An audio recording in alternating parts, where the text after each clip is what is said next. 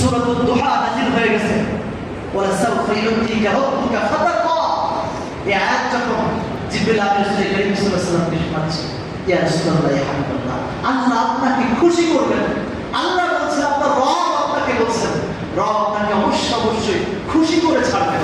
তখন আমার রাসূল কারীম সাল্লাল্লাহু আলাইহি ওয়াসাল্লাম ক্রন্দনত অবস্থা, জিবরাইল যাও রবের কাছে যাও, রবের কাছে গিয়ে বলো, আমি আমার রবের প্রতি খুশি হব না যতক্ষণ না আমার একটা উম্মত জান্নাত থেকে বাঁচবে, যতক্ষণ আমার সমস্ত উম্মত জান্নাতি না হবে।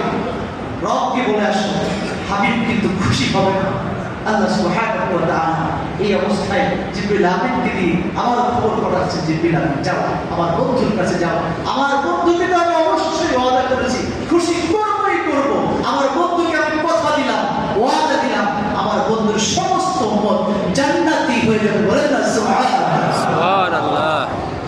মুসলিম শরীফের বর্ণনা, আমার রাসূল কারীম সাল্লাল্লাহু আলাইহি ওয়াসাল্লাম ইরশাদ করেন, কুল্লু উম্মতি ইয়াদখুলুনাল জান্নাতা ইল্লা মান আবা। আমার রাসূল সাল্লাল্লাহু আলাইহি ওয়াসাল্লাম সব উম্মত আমার সমস্ত উম্মত জান্নাতে প্রবেশ করবে, একজন জাহান্নামে যাবে না, তবে যারা আবা তারা ছাড়া। আবা কারা?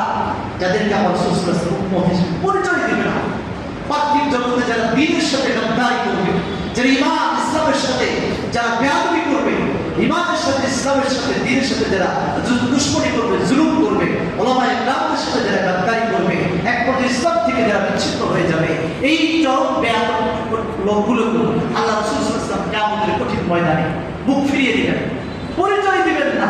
আর আমার রাসূল যার থেকে মুখ ফিরিয়ে দিবেন, তার চাইতে বড় হতভাগা, তার চাইতে বড় অসহায় আর কেউ হবে না। এজন্য রাসূল কারীম সাল্লাল্লাহু আলাইহি ওয়াসাল্লামের সাথে কানেক্টেড থাকা কোনো বিকল্প নাই।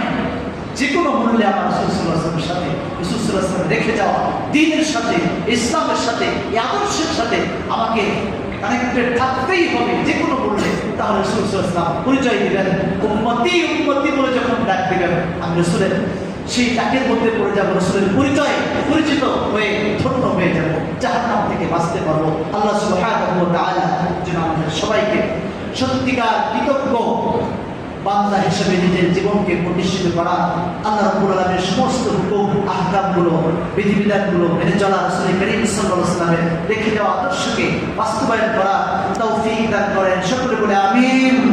আসসালামু আলাইকুম ওয়া রাহমাতুল্লাহ। সকলে জানাই জানবার